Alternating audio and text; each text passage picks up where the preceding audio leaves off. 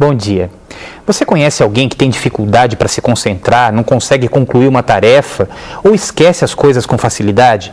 Quem apresenta esses sintomas pode estar com um transtorno de déficit de atenção. E este é o assunto do EPTV Comunidade. Vamos saber como diagnosticar o problema, quais são as formas de tratamento e os perigos de tomar remédios sem orientação médica.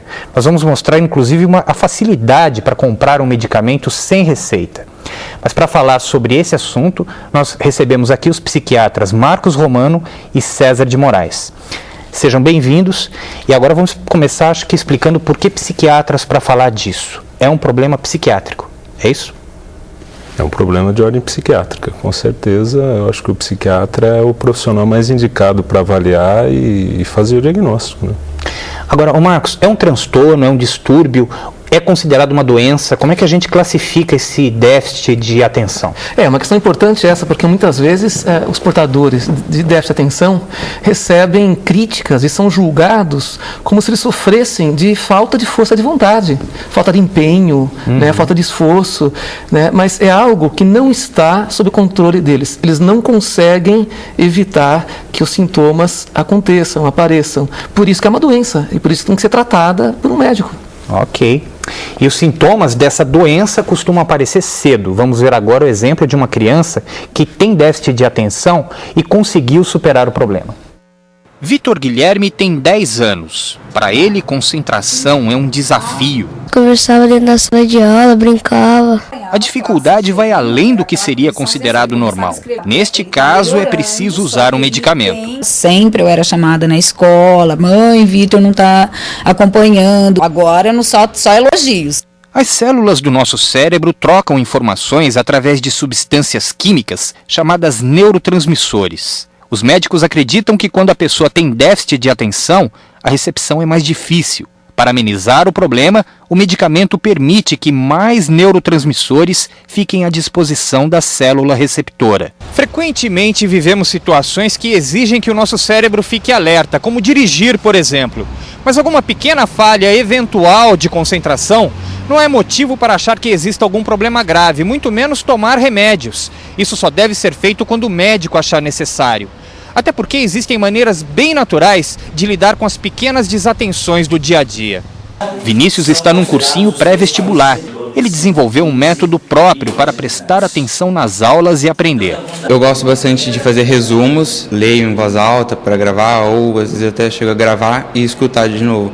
Ivy acha que uma boa noite de sono é a melhor receita para manter a atenção. Senão você não tem força para estudar o dia inteiro. E nessa reportagem aí a gente até escolheu de mostrar os estudantes porque muitas vezes são aqueles de quem mais se exige a atenção, principalmente esse pessoal que está se preparando para o vestibular, tem que prestar atenção em muitas matérias, muitas informações, não é? Ô César, mas a gente viu que também, já que é uma doença, é oficialmente uma doença esse transtorno, isso quer dizer o quê? Que ela tem alguma origem física? Na própria natureza do cérebro, é química, como a gente viu ali, do neurotransmissor. Onde é que está a origem desse problema? Há uma tendência de se acreditar que há uma questão de ordem física, que existe um papel muito grande da genética também no transtorno, e fundamentalmente dentro de uma região que é a região pré-frontal do cérebro, que é a região que controla a capacidade do indivíduo se manter atento, dele conseguir eliminar estímulos concorrentes, dele controlar o tempo de satisfação dele dentro das atividades.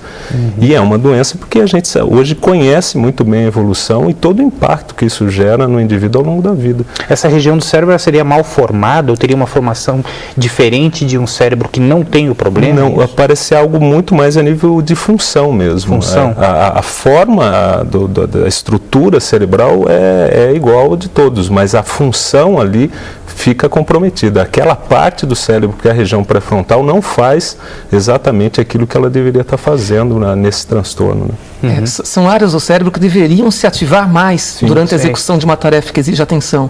No entanto, essa ativação maior em quem tem o déficit de atenção não acontece. Não acontece. E o motivo seria o quê? É uma disfunção neuroquímica, né? Isso pode ser atribuído a um número deficiente de receptores de dopamina, por exemplo. Existem algumas teorias a respeito disso, né? Mas o fato é que o medicamento funciona, aumentando a ativação nessas áreas e corrigindo a disfunção cerebral, de tal forma que esse cérebro passa a funcionar como o cérebro de quem não tem déficit de atenção funciona. A gente falou ali um pouquinho também na reportagem sobre a diferença daqueles casos que podem ser considerados normais, não é? Sim. Agora, tem um momento em que realmente a única saída é o remédio? Sem dúvida. Porque é evidente que você pode ter mais ou menos atenção, todo mundo tem.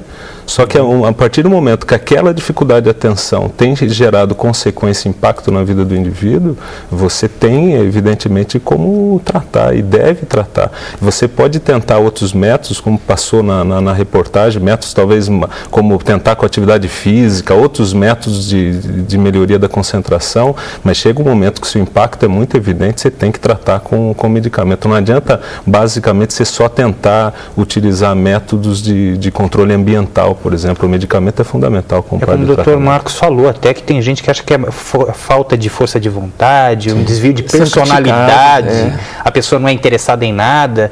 Não é o caso. Não é o caso. E às vezes os pais podem não entender também como é que consegue se concentrar num videogame ou em algo muito interessante para ele, né? E aí é importante deixar claro que não dá para perceber se alguém tem ou não déficit de atenção na execução de uma tarefa que é especialmente relevante para ele. Ali ele vai se manter atento, né? Porque ele está interessado naquilo mesmo. Exato, aí o cérebro consegue se ativar, né? Mas a grande diferença, e aí que a gente vai perceber a diferença entre quem tem e quem não tem déficit de atenção, é na execução de uma tarefa que, embora importante, seja chata. Né? Então vamos imaginar o seguinte, ninguém gosta de aula de matemática, por exemplo, né? Ninguém gosta, mas cai na prova, é importante. E você tem que estudar. Tem que estudar. E aí aqueles alunos que não têm déficit de atenção podem achar chato, mas vão conseguir prestar atenção. Agora, quem tem déficit de atenção não consegue. E aí é que vai precisar do tratamento adequado. Sim. O esforço mental prolongado é uma coisa que marca muito a questão da atenção. A hora que a criança precisa, ali dentro de um contexto de escola, um esforço mental maior, é ali onde você realmente, como o Romano falou, você não consegue observar isso. Já falaram até que, inclusive, não é nem só criança, nós adultos mesmo. Por exemplo, quando a gente vai ouvir uma palestra, passou de 20 minutos, o orador já tem que pensar se ele deve continuar falando, porque a gente começa a não conseguir mais prestar tanta atenção, não é? É uma situação absolutamente normal essa. Não tem nada a ver com o déficit de atenção. Não, quando você não consegue, depois de ouvir muito tempo uma pessoa falando, só uma pessoa falando, acaba não prestando muita atenção mais. Sim, com certeza é possível, mas se você começa a vivenciar isso, por exemplo, numa situação dentro da universidade ou do trabalho, numa reunião diariamente, que você não consegue prestar atenção, você não consegue se manter vigil, e aquilo começa a gerar consequências no seu trabalho, na sua vida em família, na sua vida social, ali começa a ser evidentemente começa a ser um indício de que alguma coisa não vai bem. Quer dizer que o maior termômetro é esse mesmo, Dr. Marcos, é o prejuízo. É quando alguma coisa na minha vida já começa a não funcionar direito por causa daquilo. Porque você mesmo lembrou que a gente está falando de coisas que todo mundo tem um pouco. É sutil, né? É sutil. Às vezes a diferença é sutil. É diferente de parâmetros mais objetivos, por exemplo, pressão alta, né? Você consegue definir. Mede, tem máquina que mede isso. Ou tem ou não tem. Agora no déficit de atenção a gente está lidando com sintomas que todo mundo pode ter um pouco. A diferença é que quem tem déficit de atenção tem isso a vida inteira, não tem apenas um pouco, né? Tem a maior parte das vezes e tem um prejuízo significativo na vida por causa disso. Por exemplo, o adulto com déficit de atenção, ele não consegue prestar atenção e está focado em reuniões de trabalho em que ele não é o foco. Ele não vai conseguir.